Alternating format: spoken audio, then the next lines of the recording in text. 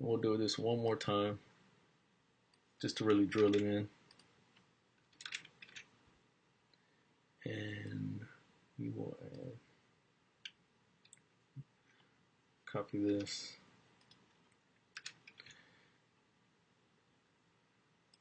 And we'll make this a span class of 3.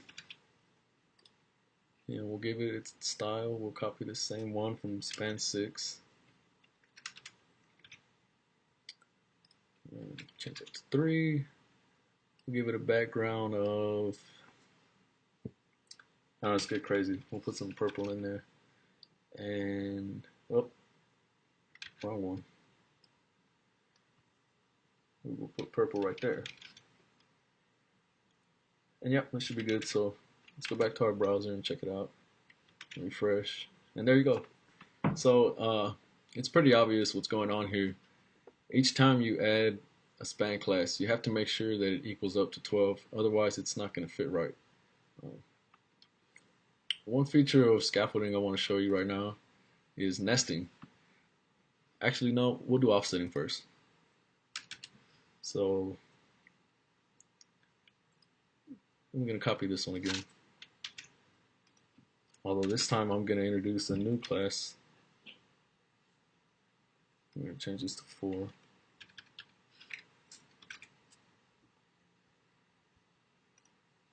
And what I'm going to add here is the offset 4 class.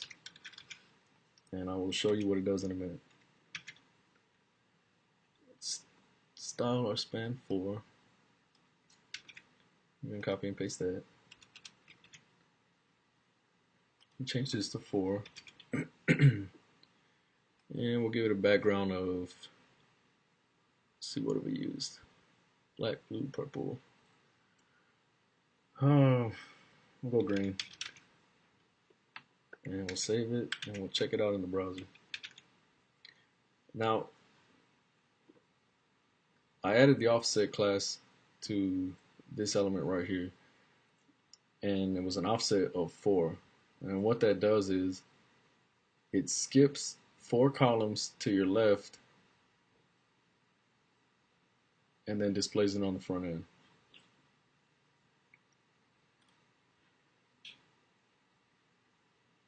You have to keep in mind that if it does not add up to 12, it's not going to look right. So if I were to offset this to 6 and save it and refresh it again, it's going to throw it off. And like I said, you always have to make sure that you stay within 12 columns. So it's pretty easy. It's a pretty cool feature. And there's just one more thing I want to show you. Let me change this back to 4. Now, I mentioned earlier that we can actually nest elements. And what that means is inside of this span, we can add a row to itself. And we simply add a div with the row class. And when we add a couple of span classes, I'm going to add, we'll go with 5. Oh, span 5. And we'll go with span 7.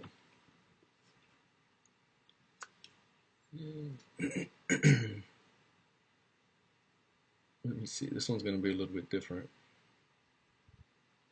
Just copy one of these.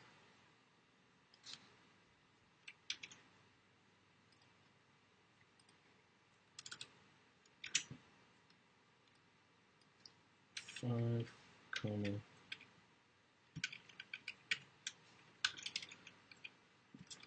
And we'll give these a background of yellow. And we'll change the color because that's not going to look good. And we can also, we'll keep the padding. Yeah, that should be good.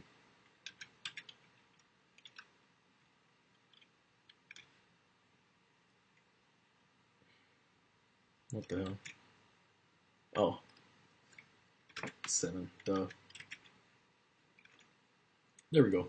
So now we have two nested columns, one with the span of 5, one with the span of 7, and it's within the 12.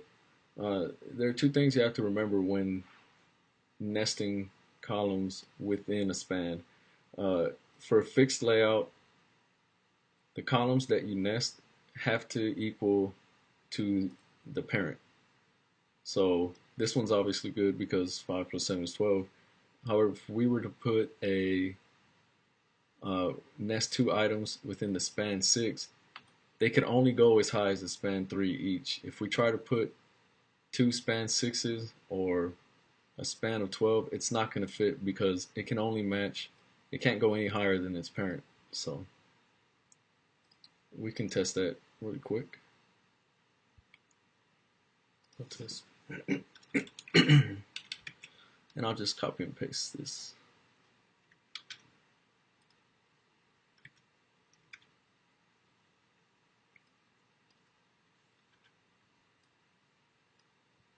Actually, no.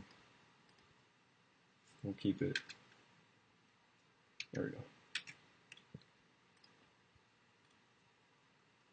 So, well, like I said, when you're nesting on a fixed layout, you don't have to equal to 12 when you're within a column. It has to equal to the parent. So the only way that's going to work is if we change these to span 3.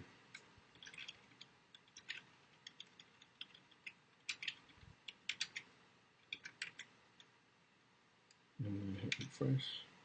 And there you go, now it fits. So that's fixed scaffolding. And in our next video, we're going to go over fluid. It's a little bit different, and we're going to make some really good use of its features. So if you haven't done so already, hit the subscribe button, and yep, see you next video.